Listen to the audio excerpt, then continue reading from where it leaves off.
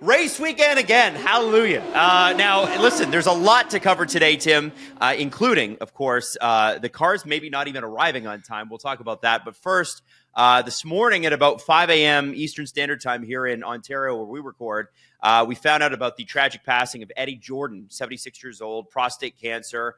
Right up until the end of last season, I was listening to his podcast with David Coulthard all the time. This is one of Formula One's greatest personalities, Tim, and I think we should take a minute to kind of talk about his impact on the sport because it was quite significant. Yeah, it was for sure. I mean, Jordan Grand Prix or Jordan the F1 team, that is one of the teams I remember the most when I was growing up as a kid.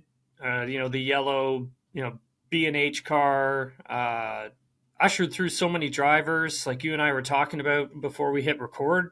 Mm-hmm. Takuma Sato, actually, who was one of his drivers, posted something on Twitter, a video of them celebrating, and it brought back a lot of memories. I guess for me as a kid, I was fortunate enough to interview Eddie and get to know him a little bit over, I would say, the last 6 or 7 years. And just really just a great guy, like just all around hilarious, like such a great sense of humor.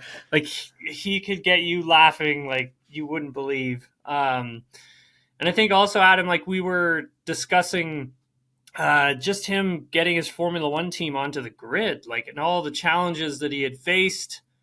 Yeah. Just keeping the team going. Really remarkable stuff that man was able to do, especially within Formula One, which is just such a challenging sport all around. He's definitely going to be missed, man. Like I really enjoyed his and David's podcast. It was really good, and it's just a pretty sad day for sure. Yeah, I mean, this is a guy that really pulled himself up from nothing. And turned himself into a Formula One constructor, which I think is pretty unbelievable. It's almost, I don't know if is it more improbable than becoming a driver, becoming a team owner? Like, it's just such especially back then, like, it's like, well, you got to be a billionaire. But back then it's like you just kind of created them out of nothing and teams came and went and he stuck around. And there were, the drivers that race for him are pretty crazy. So you've got two world champions, Damon Hill and Michael Schumacher. So he gave Schumacher his start in Formula One. Then you got John Alesi, Rubens Barrichello, Giancarlo Fisichella, Heinz-Harald Franzen, Johnny Herbert, Eddie Irvine, Roberto Moreno, Ralf Schumacher, Jarno Trulli, Martin Brundle, and John Watson. And there's a few others too. Like it's, Damon Hill and Ralf Schumacher did a 1-2 finish at the Belgian Grand Prix in 1998. There's the Heinz-Harald Franzen. He was a contender for the title in 1999. That is really special. And I think the fact that even after he sold his team, which ultimately has become Aston Martin, yep. And that's quite the legacy to have too. He was always around Formula One. People seem to just like him. Yeah, absolutely. I mean, I know the first time I got to interview him, I was a little nervous because I'd never met him before or gotten to know him. And this was back in, I want to say it was around 2014. And I was kind of new to interviewing team personnel and drivers at that point. Mm-hmm. I'd only been doing it for 6 months. And I remember being a little bit nervous, but then this guy just kind of came in and just made me feel very comfortable, right away. And we just turned it into a rolling conversation. Yeah. He's definitely going to be missed, Adam. He was a huge personality within Formula One, and it's like I was saying, it's just extremely sad news to get this morning. It's quite the journey for his team because it was sold in 2005. He apparently, according to Christian Horner, tried to sell it to Christian. Which is hilarious. But the team was sold to Midland Group, which is actually owned by a Canadian businessman.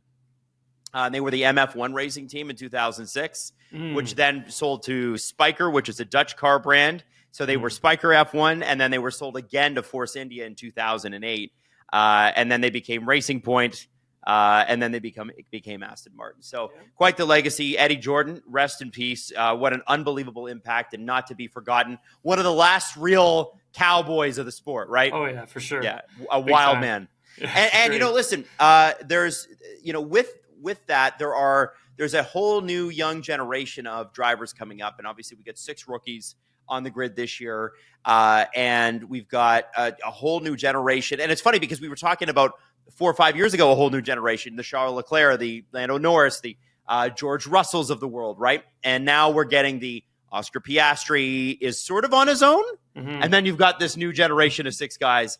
And one of the guys I wanted to kind of start with was, I think, the most heartbreaking moment from Melbourne, which is Isack Hadjar, who had qualified in 11th, which is spectacular for your debut race. He's on the driver bus taking pictures with Lewis Hamilton, and then he's at the wrong area at the wrong time. The turbo kicks in, the car spins out, and he's in the wall. And we all saw the footage of him, extremely emotional afterwards, and who wouldn't be? And he was asked about Helmut Marko's comments today at the F1 press conference, and he basically said, Tim, he said, well, he played it well. Well, it's translated from Austrian. We did talk on the phone, and he said, it was embarrassing. And I think then they went to Alex Albon, and they're like, hey, Alex, what's it like working with Helmut Marko? And Alex kind of paused and said, enjoy the process.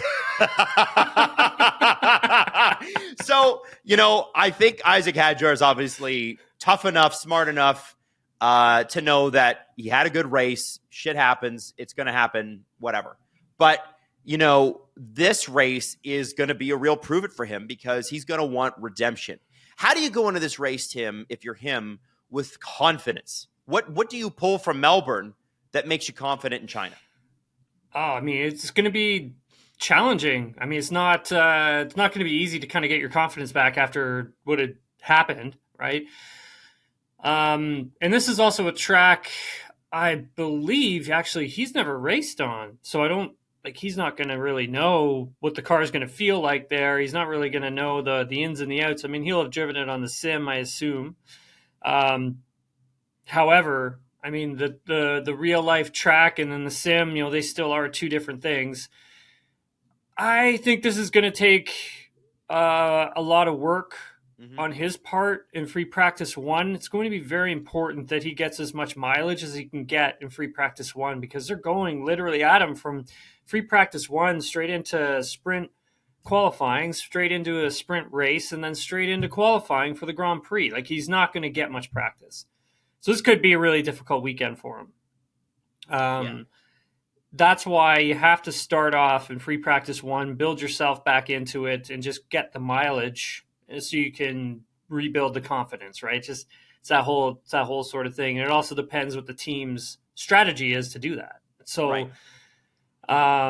he'll be a driver that, for a practice session, you would want to follow because, some of the other drivers you're already going to know, they're going to be fun. Where the McLarens are going to be, where the, Verstappen's probably going to be, same with Russell, Mercedes, that kind of thing. But for Hadjar, his story in free practice 1 would be a story that you'd probably want to keep an eye on if you're watching it. Yeah. Yep. And that kind of is what makes it fun too, right? We're looking for great stories, and a redemption arc would be really nice. I think a lot of people would be rooting for this guy. They want him to succeed, right? Yeah, for sure. He's an earnest person. And it's interesting because Lewis Hamilton went to bat for him today. And it's a bit of a longer quote, but I wanted to read it because I thought it was relevant. So he was asked about, his driver's parade selfie with Isack Hadjar, and they're like, hey, so Isack asked you for a selfie, and he's like, and Lewis corrected the report. He said, actually, he didn't ask for a selfie. I asked him for a selfie. He said, it's because I know he's been a supporter since he was growing up, which is really nice. He came over to me. He had some nice comments. We had a discussion. And then as we were leaving, I said, let's take a photo. It's your first race. It's my first race in Ferrari, so let's remember it. And, I think the 2 of them would love a reboot on both of their first races with these teams. So, and he's like, and then of course, I know what it's like to have your first Grand Prix, the pressure you have with it. It's the worst conditions you could possibly have for your first race. So slippery. And obviously he went off on his formation lap. I know how it feels. It's a horrible feeling. And then he said, I remember what it was like at the beginning, and I really want to help be there for Isack, and my door is always open. I think those are pretty moving words from Lewis Hamilton. Yeah, that's huge, right, Adam? Especially when you're getting you're getting a message like that from Lewis. I mean, I liked that because Lewis, obviously Lewis had said some really nice things there, but he wasn't the only one. There were other drivers who were kind of commenting on it as well and showing some support at the same time. Carlos Sainz being one of them. Obviously, Carlos had a great quote too. Yeah. Obviously Carlos a part of the Red Bull Junior program for the start of his career, now racing over at Williams Racing. It was nice to kind of see other drivers come in and say something nice about it, not sticking up for each other, but just you could kind of tell that they had each other's backs in a way, right? And it's nice to kind of see that, because I always say that the sport is way stronger when the drivers are more unified and they're more united, and they can push back on things that they don't agree with, and they can challenge the things that they feel need to be addressed. And that's different from what it used to be like in the past. We never used to have that sort of unification, right? And you actually were never really, no one really was really friends or got super along with everybody in the paddock. And so it's good to see that there is a bit of that unity, I would call it, between a lot of the drivers, and especially for a rookie who's young and just came into Formula One, and it was a really big moment for him. And I just think I think the sport is better when the drivers are able to kind of get each other's backs a little bit, because it leads to other things where the drivers together need to push back on certain things. Right. And to follow up on the Carlos Sainz quote, he said it's just a matter of whether you want people to see those emotions or not. He said, I guess he couldn't avoid it, everyone seeing it because of the situation he's in. But he said everybody has those same emotions that he was feeling. He's like, you might not see it, but you do have those. 100%. And he said, by keeping his helmet on, we've seen many drivers do that in the past. And I've never heard it being criticized, which is a subtle shot at the driver program head, Helmut Marko, who always makes headlines for stuff like this. He's always in the headlines for this. He's notoriously tough on his young drivers, Tim. And I think the best probable outcome for this is for Isack to ignore those comments and move on, because I guess in one way or the other, you're going to be talked about in Formula One if you're going to see any sort of success, whether it's your coaches or other teams or whatever. It is part of the gig. Question for you though, Adam. Like, would you not want to hear what Helmut Marko's thoughts are on things? You know what I mean? Like, it's not like I'm saying, like, and this goes for everybody across the board. Like, this goes for every team personnel, team principal, driver, et cetera, et cetera, et cetera. It's difficult to argue Helmut Marko's success. This is a guy that's brought Ricciardo and Vettel and Verstappen and Sainz and Albon and all these guys into Formula One. He's also had a lot of flops, but that's Formula One, right? It's sort of, sometimes it's circumstantial, sometimes it's talent, sometimes it's, it can be a million different things. Sure. Like, you can't tell me Daniel Kvyat wasn't extremely talented, but there was a confluence of events plus attitude maybe that led to him not staying, right? Sure. Helmut Marko, I think, time and time again, misunderstands this current generation of drivers. I think he's from a different era. And it's funny, I was talking to somebody about it, and they were like, listen, would you put your grandfather on TV? Would you put your grandfather in front of a microphone? And, this guy in his 80s, there is a huge difference between how an 18, 19, 20-year-old communicates and an 80-year-old communicates. Their generation, especially, culturally too, I think he's just a blunt guy. I think that's part of German and Austrian culture a little bit. Like, they're pretty blunt. And I straight up respect that.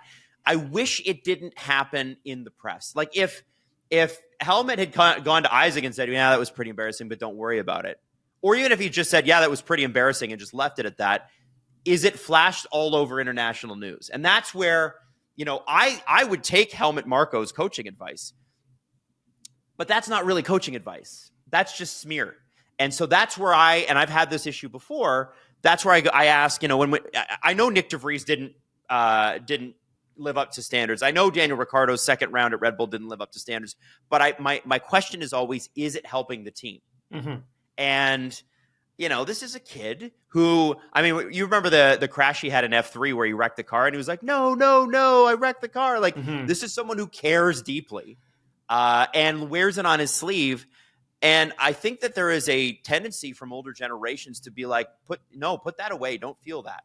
And I don't think that is the way that people do it now. So I'm trying to be as fair as I can to Helmut Marko because the man is extraordinarily successful. He's done amazing things. But I think at the same time, you have to be open as a coach to new ideas and new forms of communication. And I don't think he's moved with the times on that. Is that a fair assessment? I always look at it like, between himself and Christian Horner, they're kind of like good cop, bad cop sometimes when it comes to the drivers. Yeah. And I always look at the way Christian sort of handles the drivers. He's a little different, right? He has the arm around the shoulder. He, gives them a pep talk, lets them know things are going to be okay. He tries to stimulate their confidence, always tries to pick them up as best he can. I mean, even when Sergio was just not having a very good season and things just seemed to really, spiral out of his control and lost his confidence. You could always see Christian just trying to pick him up some way and still try to defend him in the media. And I think that's where you get that sort of good cop, bad cop sort of thing. Just two different styles of dealing with drivers. That's the way I look at it anyway. But I ask you this, Tim. His job, like Helmut Marko doesn't work for the Formula One team. They love to tell you that. He's always there, but he doesn't work for the Formula One team. The driver development team is separate from both Formula One teams that Red Bull owns, right? So show me a driver that has raced well with low confidence.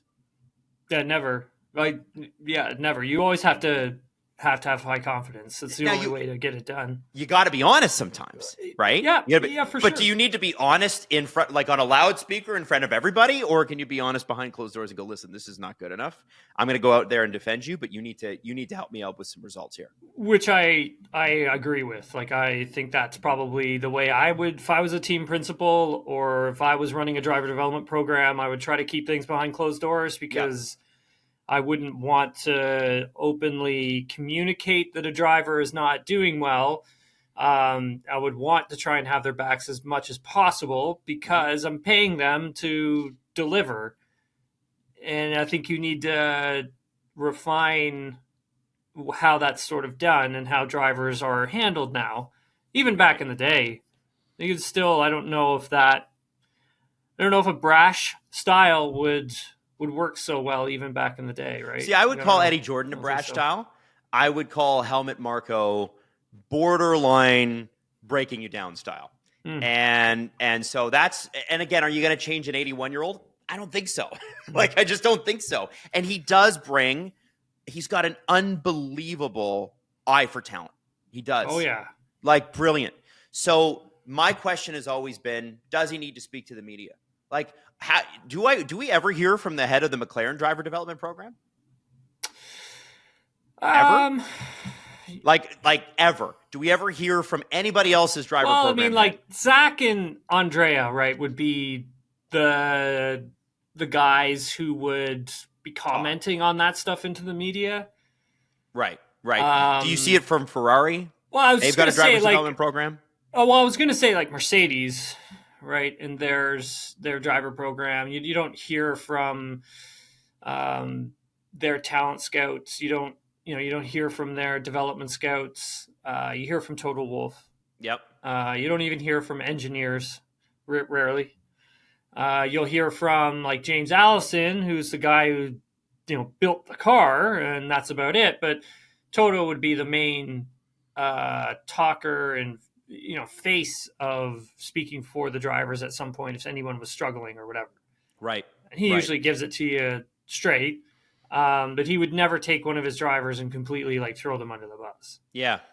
It's something, Tim, that I'm going to be monitoring this season as we do this show. Yeah. We saw it a lot last season because obviously there's two rookies at those teams, and it's a notoriously tough driver program, and we'll see if it benefits them. I mean, obviously, hard to argue.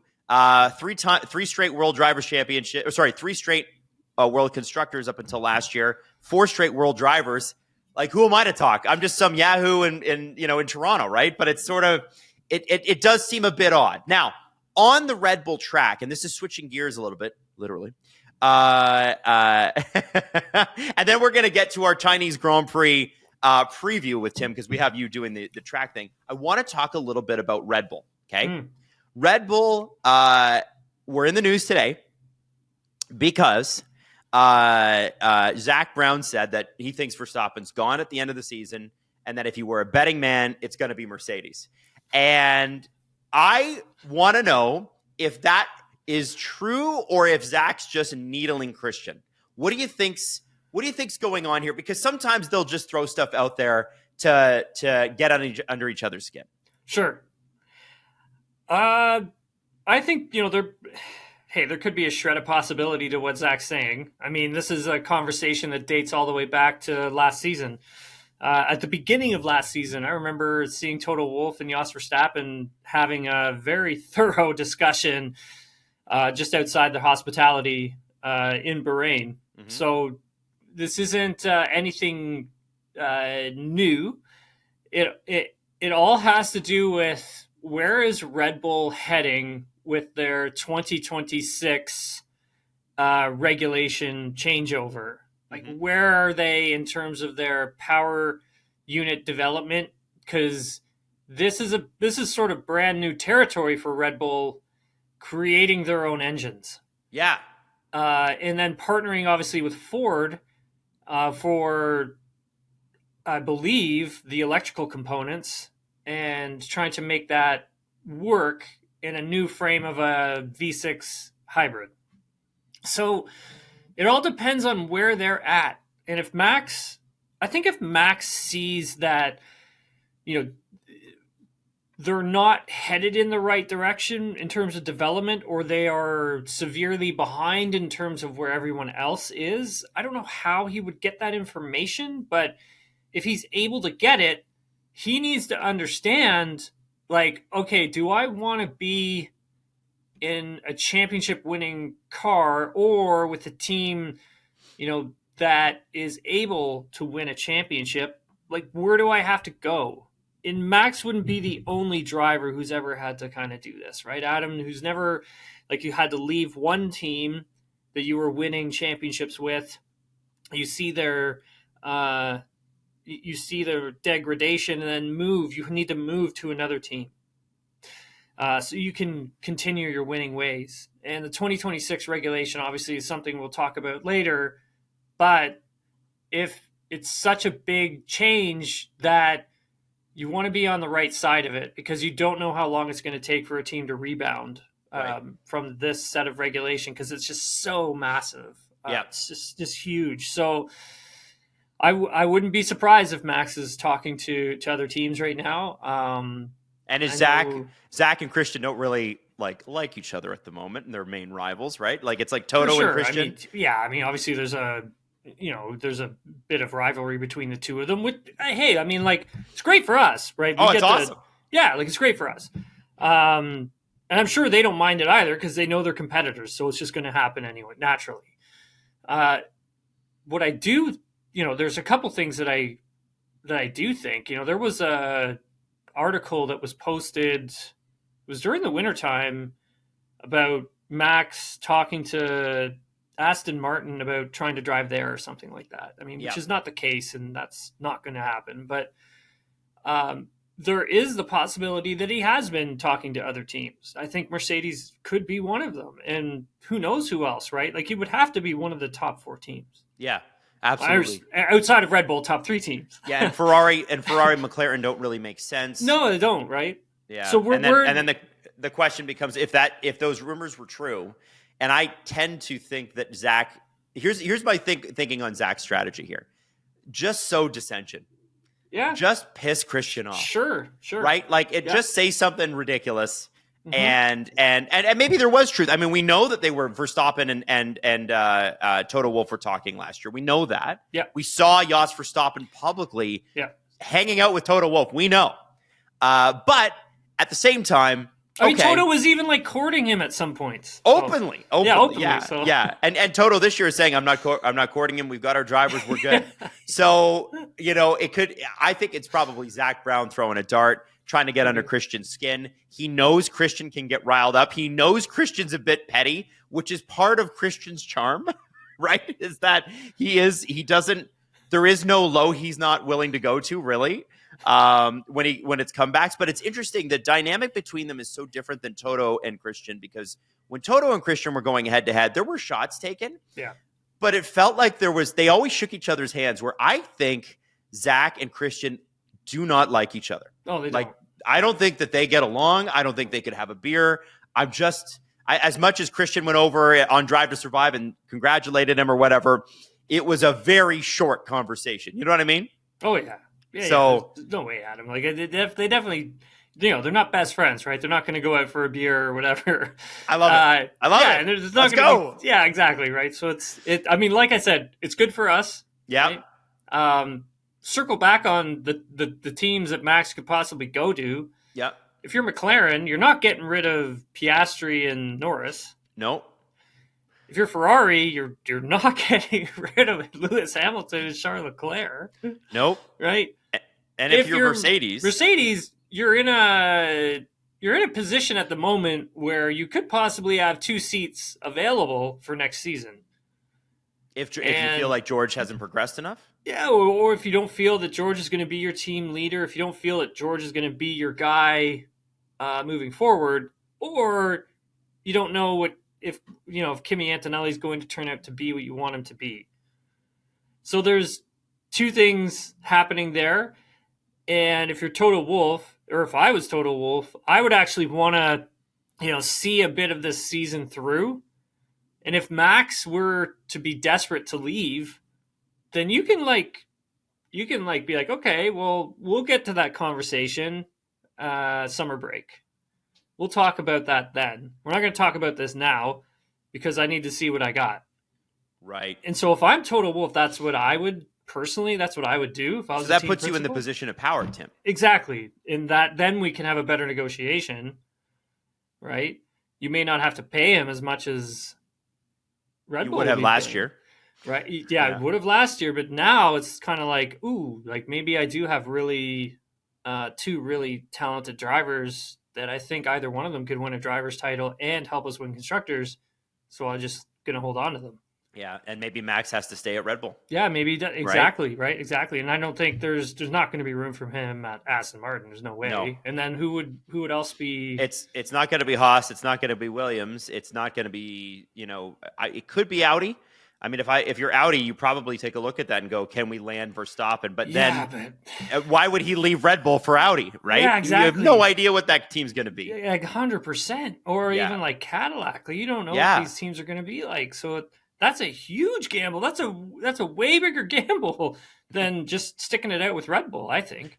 Now, I wanted to quickly talk about that segues us nicely into this conversation about the V10 engines. And for anybody that doesn't know, and there's a lot of new fans. V10. This is a big conversation. But Tim, we need a little bit of background on this, I think, because it's important that people understand why this V10 conversation is a big deal, why Formula One might.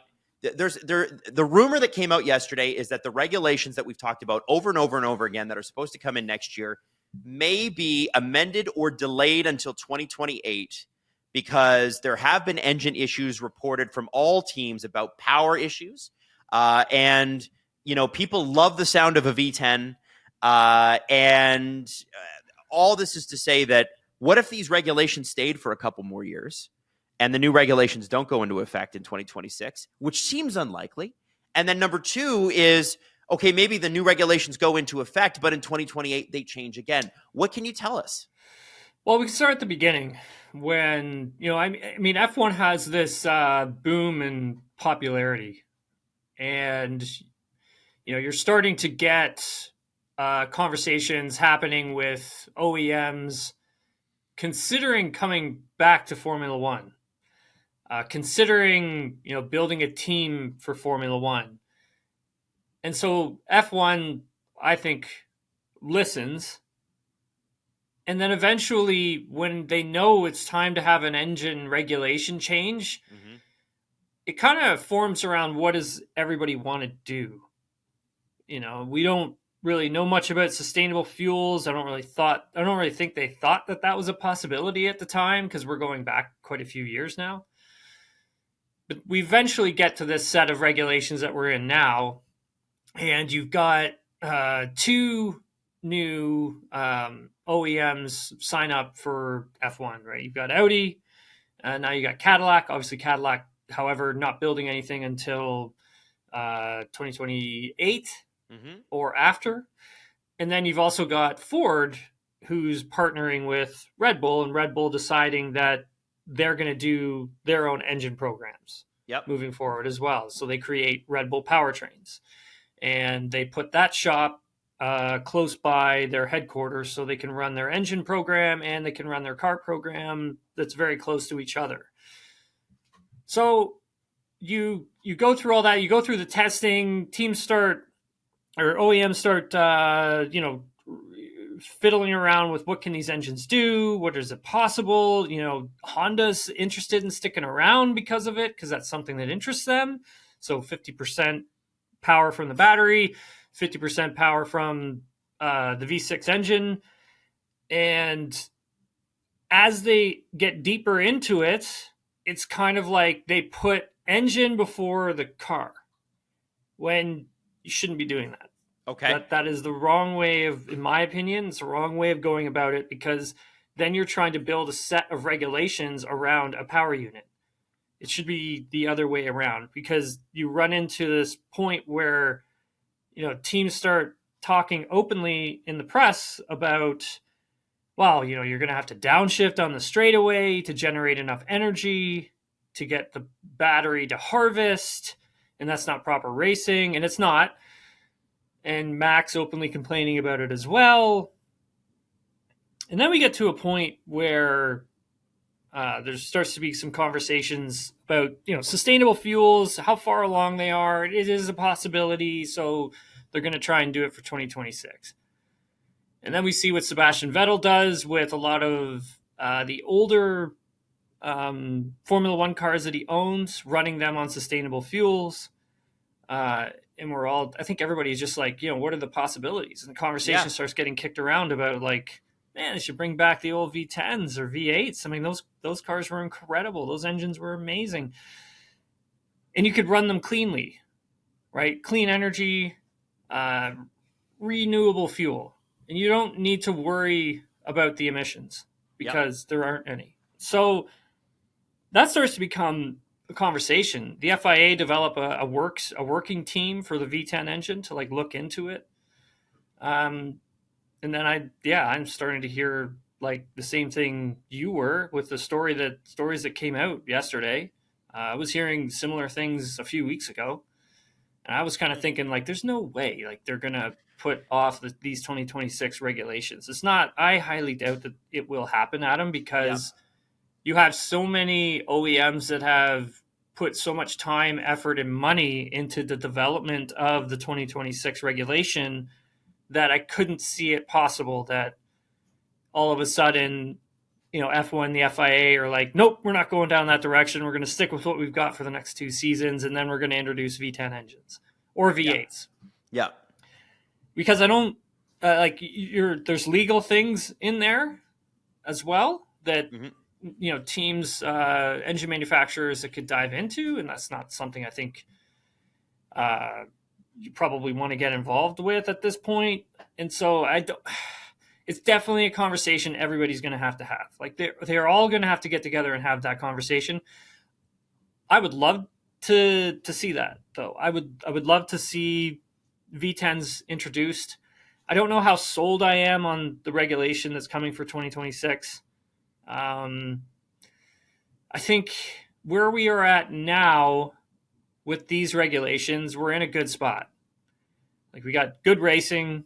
Nobody's winning 23 out of 24 races anymore. No one has like a 30-second lead in a race. No one's lapping all the way up to P4 or P5. So would it make sense to just keep them? In my opinion, what I would do is I would hold on to these. I would leave Formula One in the set of regulation that they're in and have a serious plan for 2028 of, you know, what are we going to do? Like, is it, and that's the other part of it, Adam, like, does it, if you're an engine manufacturer, do you think that by spending a lot of money on this technology, which you kind of already have, it's already sort of built into your road cars, does it make sense to invest a lot of money to build this state-of-the-art power unit to go and win races? Is there value in it for you? Right. Or is it value in it for you to have branding on the car, being associated with that team?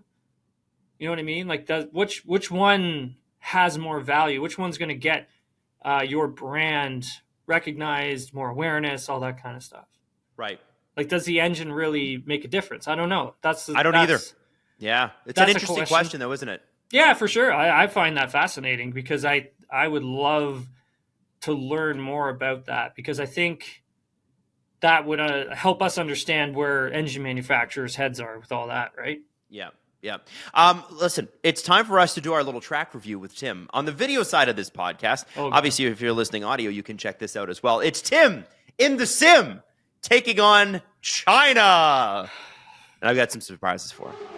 Listen, it's not every day you get to say a t-shirt changed your life, but that's how I feel about True Classic. You know, man, we kind of get shafted when it comes to fashion. Like, it's not like anybody wants to do us any favors. Sometimes you put on a t-shirt and you're like, wow, this is a cool color. I'm really excited about it, but it fits me like a lampshade.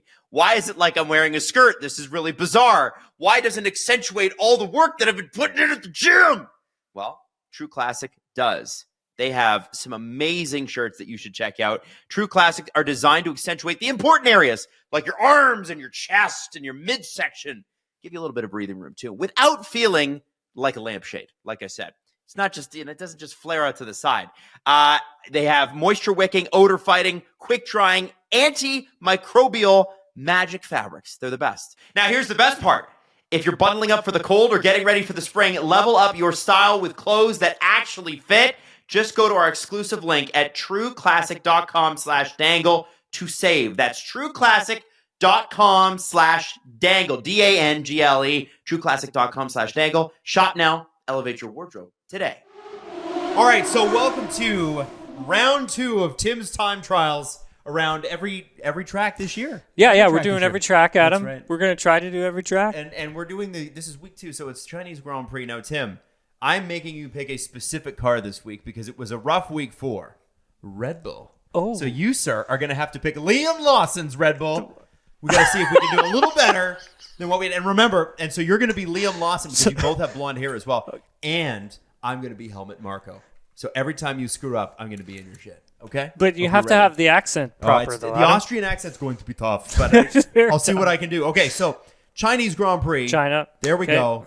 Now, last week you did Aston Martin, so this week it is going to be Red Bull. You are going to be Liam Lawson. He was slow in qualifying. He was. Not great in the race. These weren't great conditions, but what they're predicting for this weekend is that it is actually going to be sunny and beautiful, like 25, 26 degrees, not crazy on the humidity. Should be kind of perfect for a good race. Yeah, right? we'll see, Adam. I remember, you've got me being the weatherman now in these post-qualifying podcasts that we're doing now, so it's important. Fun being a weather person. I've never had to experience it before. Adam, have you ever been a weather person in your career? I have never done the weather. Never in my career. Oh, Tim, off the track already. We're off to a rough start That's here, rough. fellas. Oh, my goodness. We're off Liam to a rough Lawson, start let the conversation begin. When's you Adam, moving up? No more talking in the corners, Adam, okay? No, I mean, listen, I've never been a weather person. I've always found the green screen to be really super weird. And when you see a weather person do the green screen, you're like, wow, that's amazing. Oh, this is just man, absolute wide on another quarter, trash. Tim. My God. Man, listen, I won't show Helmut this first lap, but second lap, I think this Helmut's is coming out. flat. Okay, so Chinese Grand Prix. I mean, there's been some history here. Yes. It's taken a while for the Chinese market to really react to Formula One. But from what we understand now, it's like enormous, right? Well, it was last year, right? I mean, because it was first time back in 5 years. Yeah, is that how much before COVID, right? Yeah, 2019, I think, was the last one. And then obviously they had a Chinese driver in Zhou Guanyu. Yep. He's coming back, obviously. He's reserve driver with Ferrari. But, yeah, no, I don't know what the projected numbers are in this year's race, if it'll be sold out, if it won't be. I have no idea. I've heard there are some tickets. This was like weeks ago. Mm-hmm. There were tickets available for general admission for Friday, but I have no idea what it's going to be like when that broke way too early. Like, look at this. Have you ever traveled there in China? Never been to China, no. Never been to Japan. I would love to go. Okay. I've heard great things. I've heard amazing things about both races. And Yeah. I mean, obviously, you come down the straightaway here. It's pretty cool. Yeah. Like, it's a pretty significantly, like big. It feels very China in that it's big and it's in your face, and I kind of love that. Now, Tim, let's talk about this track a little bit here. This track that you're a little better on the corner. No, that's all right. This is okay. right. This is You're better on the than the line. last time. Last time I went off. You're like, on the line. You're at on least, the line. oh man, you really have to feather the throttle on with no traction control. So, like, what do we need to know about this track? Obviously, this is a real racetrack. Yeah, it's got. I think it's Herman Tilke design. I think it's got a lot of fast flowing corners, which is nice. Australia was a lot of fun. It was hard to do it on this thing, so we didn't have the steering wheel very well configured. It's a little bit of a different story now. We've kind of figured this thing out. I've been in here a little bit, playing around with it, trying to get it to work properly, and now I can like feel the track more. It gives more kickback in the wheel. It can actually, feel the track a lot more. Important point. Sure. Tim was in here on trade deadline. Yeah, fiddling was with the steering wheel. So we were all worried about breaking trades in the NHL, and Tim's like, "I'm working on that damn steering wheel. I'm going to get that right." You were not. You were like, "I'm bound and determined." You spent hours on it, dude. I had to close that door beside us because you guys were so loud, like so loud. Wow. I couldn't believe it. Okay, then. Fine. Fine. I know you were excited, but like, you guys got so excited over like, what was it, third line forward? Yes, for the I'm Toronto just like, Maple Leafs. Yes, sir. His I'm name's like, come Scott on. Lawton. I'm like, come on, He's guys. now on the fourth line. I'm like, I'll have you know. Okay. It's not. All right. It's working out great. Thank you very much. Oh, look Track at that. limits. Tim's track time's invalidated. Damn it. Wow. Maybe you should focus on the driving, Tim. Stop talking, Here's Adam. the thing. Tim takes this very seriously, and that is a gift for someone like me who doesn't. It's perfect. It's beautiful. Now, listen, we've had It's a lot of understeer. a lot of understeer. So here's my question to you: like with a track like this, you know, and I know we'll talk about it a little bit more in the show and that sort of thing, but like, what kinds of cars this year? And it's hard to tell from race one who that's going to be, but what kinds of cars, which brands, I guess, or which teams are going to do the best? I think McLaren will be good. I think McLaren will be good here. Mm-hmm. I'll be interested to see what happens with Ferrari because I really do believe that there is some pace in that car. Mm-hmm. Excuse me one second. There we go. And then we'll see who else, right? Like maybe Mercedes, but again, it's just way too early in the season. Like we don't even know. We talked about this on the pod where it's just like we're not going to have a good idea of who has what until we probably get to like race 4, race 5, right? Yeah, and we get some sunny conditions and actually get to see the cars. Like Max, for instance, he's going to take advantage anytime there's rain. Yeah, right? 100%. And great drivers can in the rain. Right. But the cars kind of get spread out when there's no rain. Right. And so if we're expecting that, and again, this is an early forecast. We still don't know fully what the weekend's going to look like. If it's going to be sunny and beautiful, we're going to really kind of get the haves and the have-nots, right? Yes. Okay. For sure. And I think also like it gives the teams a better understanding of like who's fast in some of the high-speed sections. Like coming into this section of track, like the turn 1, like it's very high speed, and then you have to transition to like a lower speed, obviously. And so like braking and turning, and how does that affect the car? And where are you when you get to some of these high speed sections that are coming up here? That's going to tell us a lot about. That's going to tell us a lot about who has a lot of downforce on the car, how does it work in the high speed stuff, and we'll be able to have a better understanding of who has what where when we go to different tracks, right? Because at the moment, we know what McLaren's got is going to be good in the fast stuff, right? Yeah. So what does a high humidity race versus a low humidity race do? Because I know the Chinese Grand Prix, it tends to be humid. Same with like Singapore tends to be extremely humid versus like a Bahrain or a Qatar or something, Abu Dhabi, that sort of thing. What are we expecting from a race that can be high humidity? How does it change factors for the cars? If anything, it's like the heat impacts the tire. And so you're already driving a lot of heat through the tire when you come into a braking zone like this, when you corner like this, when you get back onto the power like this, you're driving heat through the tire, right? And so if I just like come through here and like slide the rear a bit, that's going to spike the tire temperatures, and they're kind of going to be useless, right? The tire will take forever to cool down, and by that point, like, you've really suffered a lot. You've probably been passed, or you're going to be passed, you're going to be overtaken, whatever. So if the pavement is really hot, the amount of temperature that's going to go through the tire is going to be that much greater, right? Because it's that. So it's a lot of lift and coast if you're trying to get. Avoiding understeer, right? Avoiding oversteer on the exit. You don't want to overcook the tire. It's how you put the power down, because with these cars, and I think just through this game, right, that we're kind of learning is like you put the power down too aggressively and you send a ton of torque through the rear, you're going to spin the tires. As you're spinning the tires, you're generating a lot of heat. Right. And you don't want to do that. Okay. All right. But again, Adam, like, it all depends. Like, how cool out is it? Right, that's the other part of it. Because like you saw at some tracks last year, I use Mercedes as an example. It's hard to talk this much and drive the car. I'm really enjoying this. By the way, you're driving really well. I mean, I do want to say that, like, with the commentary and the driving, this is pretty good. You haven't been black and white flagged on this lap, have you? No, not yet. No, there you go. Well, this is still, we got a lot of lap left. Well, actually, we do have a black and white flag. Oh, we do? Oh, okay. All right. Well, whatever. We go back to, like, Belgium, Spa last year. I mean, Mercedes was really competitive there because it was cooler temperatures, right? Yep. And so they had trouble with tire temp, like making sure that the car doesn't generate too much heat into the tire. But if you go to a cool race like that one was, they did okay. Right. All right. And so that's another thing. Like, if we have really high temps, like we saw in Australia for some sessions, you could start to see which teams are good at handling that. Okay. Now, on the conversation last weekend, or sorry, the conversation after last weekend. Son of a... What happened to him? God. Nothing. Sorry, Adam. He's chasing it. He's chasing his personal best, and his personal best is getting away.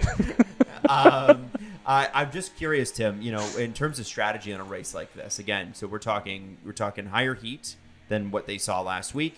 Nothing crazy. What are you looking for in terms of tires? Like, they're obviously going to move the gradients and that sort of thing, but are we looking at teams starting on hards, teams starting on mediums? Because usually in a race like this, I don't think you'd start on a soft. Huh? What? Oh. What'd you say? Sorry. Repeat question. So in terms of, sorry, that was a really long question. That question. Sorry, buddy. That question felt like that felt like Liam Lawson's race. No, I want to. So what I want to know is, in terms of a race like this, okay, what are you starting on?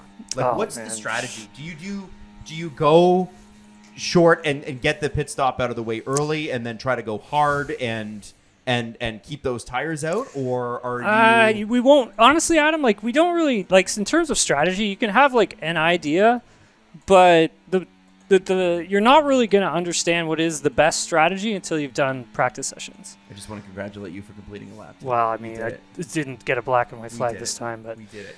But improvements, man. We're not going to. his personal best is just, and that's not even a good personal best. It's not even good. Yeah, we're not going to really know about strategy and stuff until we've seen them in free practice 1. And then obviously it's a sprint weekend too, right? All right. Yeah, that's true. So, oh, man, that kind of changes things up. Right. How does that change tire allotments? The exact rules of all that, I need to get the rule book out. What, take you a can't look. just give that to us right well, now off the I'm top of your just head? trying to What are you catch doing? my personal best right now. Let's be quiet and see if we can do it. Well, Can it's Tim catch his I personal gotta have best? to start the lap over again because it's getting away. Adam's getting away from me. No, you can do it. You can get him. I wonder what this thing is like if we put like all the assists on. Oh, I bet it's way more fun. Well, I mean, I bet it's like way easier and like way more fun. See, when we kind of cooked up this idea, I expected you to have some assists on, but Tim was like, "No, we're going full race sim, all or nothing," which I respect the hell out of. we're gonna be men, Adam. That's right. We're gonna be frustrated like men. It's gonna be Yeah, I definitely when got you're in the garage frustrated. with your dad, like, hold the flashlight. That's what it's gonna feel like. Damn it. Okay, but we're gonna do it. I don't think my dad ever yelled at me like that. No, but Well, listen. You know what? I don't think my dad did either. It was always like I remember my first job was in landscaping and I did like concrete, and that I got yelled at a lot. all right, here we go. All right, Tim, we're gonna be quiet. What? Okay, you can talk. You're not gonna Tim, get you much. don't have to talk. So Tim is taking the first corner here, and if you notice, we don't see the ghost of his personal best, which means he's ahead of it. No pressure at all. It's actually looking really clean. These laps. Oh, there's the personal best. There it goes. Now, if Tim had watched any of the Fast and Furious movies, he'd know that all he has to do to get past his personal best is shift gears. All you have to do to speed up is shift gears in those movies. That's not reality. What are you talking about? That is the most realistic interpretation of street racing anyone's ever seen. Oh, damn it. It's okay. It's okay. You're in there. I'm actually hoping for you here, Tim. Here we go. Straight up. I think we've lost it. No, there's no way. Also, we get to find out the world rankings after this, and I kind of like Oh, I definitely lost it there. Oh, invalidated.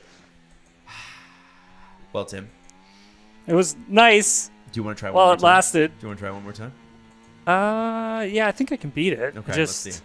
All right, so Tim is about to cross, and this is his last opportunity to beat his personal best in Liam Lawson's car, even though it's Pepe Jean, so I'm pretty sure it might be Checo's car. This is F1 2020. Adam, I'm trying to focus. All right, I'll shut up. So far, so good.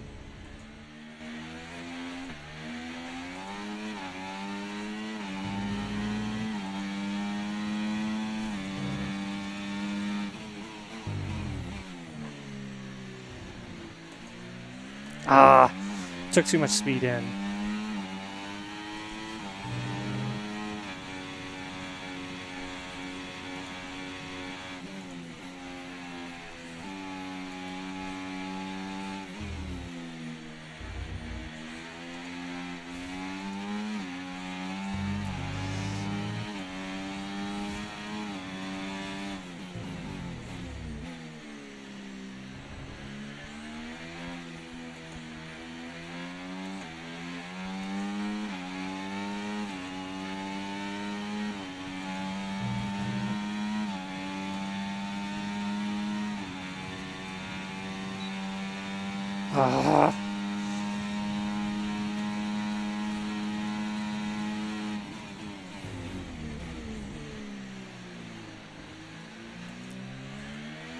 Go back here! No! Damn it! Tim! Oh, so close on the last corner. All right, well, there's always next week and next time in Japan. I respected the hell out of that. That was really good. I was pulling for you there. Wasn't very good. Tim, great job. Great job. Fantastic job, Tim. Now, I want to ask you this. There's a couple of things that we want to hit on. First off, did all the cars arrive on time? There was some talk that because Red Bull, McLaren, and Mercedes may not have got their cars there on time, that they wouldn't be available for free practices. Is everybody there? Is everybody ready to go? Everybody's there. Everybody's ready to go. From my understanding, I don't think anyone has any issues as of today. Tires, I think, also got there, and they were put on as well. A big part of it was freight that was leaving and was delayed leaving. Yep. I believe it was due to technical issues, leaving Australia to get to China. And then I think with China, you also have to go through when you get to the ports and stuff like that. It takes time to get them across customs and get the cars through customs and all that kind of stuff. So everyone was able to get there. I think that the crews worked quite late for those teams that were delayed. So they had a late night, I believe, trying to put the car back together. But yeah, you have to remember that when these cars get shipped, they don't get shipped as like a whole package. The entire car gets pulled apart. That includes gearbox from drivetrain from power unit. Like all that stuff gets broken down and put in separate boxes, and then the team has to put everything back together. It's like Lego, this is the way it is. So Wow. Yeah. So, but good, everything got through because there was a possibility there that, like, we may not have had some cars on the on the track and for free practice 1 on Friday. Yeah, which would have been pretty wild. Yeah. Like it reminds me of like 2019 Williams, like that sort of thing. Not ready for testing. Yeah. Okay, now one team that has surprised themselves with how slow they were.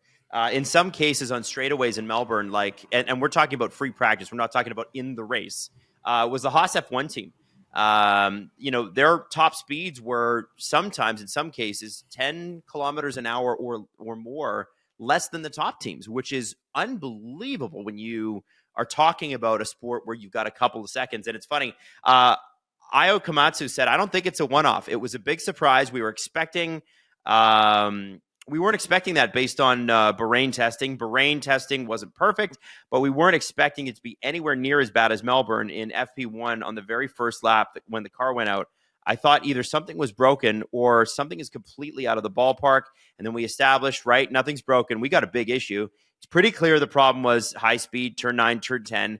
And we just worked to make those corners better at the expense of low speed. And he said it's not been great. We understand why, but with the issues we have, we can't solve it for all corners. So what does Haas do? Because they had a great year last year. This is about the worst news possible. But, Tim, it's also very Haas F1. Yes. But it also, Adam, those comments from Io where he was like, we thought the car was broken. I mean, that's not a good thing to hear from a team principal. Like and especially in the high speed stuff where they were lacking, like, I think it was like 4/10 or 5/10. They were down in the high speed stuff in Australia. So the high speed stuff being like that 9-10 section. Yep. Which is like, very high speed. And if you're having to brake a little bit in between 9 and 10, which is such a short transition for the car to go from, weight transfer from right to left to get through 10, that's not a good thing. Like right. Yeah. I would not want to be driving that car at that moment through that high speed of a section. And so now, is that a one-off? Are they able to diagnose what was going on? Did they have the ride height too low on the car? Did they have it too high? Like, those are the questions. And I remember when Carlos and Charles had similar issues with the Ferrari last year in the races leading up to Silverstone because of the floor they introduced that didn't give them that confidence going through high speed sections. There was a lot of bouncing, and both drivers were very unsettled by it. And I know they get some components from Ferrari. They don't get everything. They don't get floors or any of that kind of stuff. But it just reminded me of that. It sounds a lot worse, actually, with the Haas, but it just reminded me of like how easy these cars are to get out of a balance window and be totally undrivable. Like right. With this regulation, that's what it really speaks to for me. Wow. Well, he said it's going to be a long-term problem for them.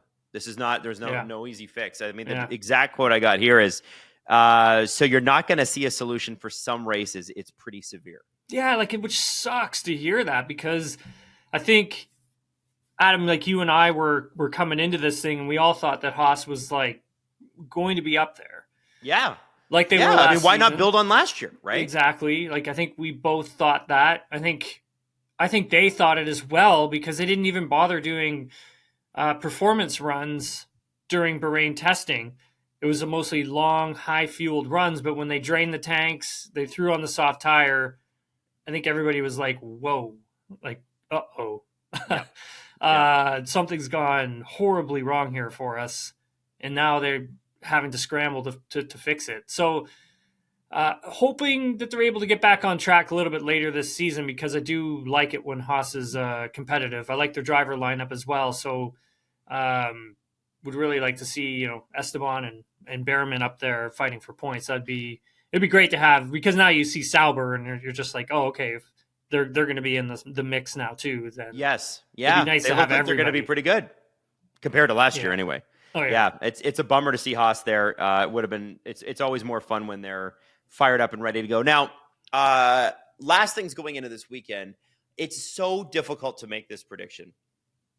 But before we wrap the show, what are we looking at in terms of who's going to be most competitive this weekend?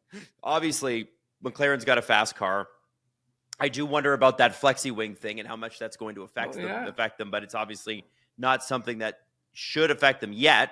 Flexi wing thing, Adam, is interesting though, because you and I were doing a podcast on Monday morning when I got the information from the FIA that they were changing up how much flex could be in the rear wing during park formation, like where they basically take the cars and re-engineer them and see who's doing what with what.